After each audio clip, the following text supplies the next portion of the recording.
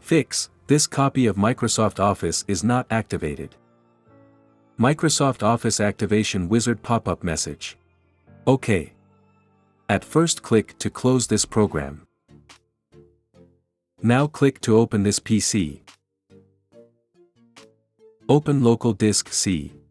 Now here you have to be sure of which bit version of Office that is on your computer.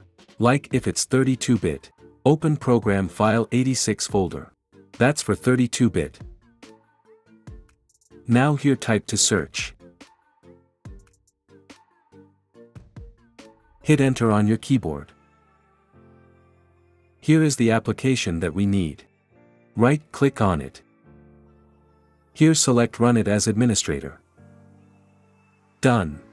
Now if you don't find that application in 32-bit, then that means it's in 64-bit. So, again open your 64-bit folder. Type to search that application.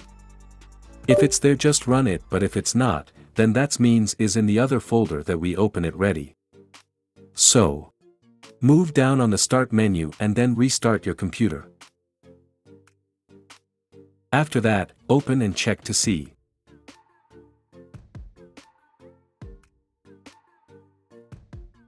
Done. Here you can see we have stopped this copy of Microsoft Office is not activated. If you found this video helpful, please like, subscribe, and even share this video to your friends. Have a nice time.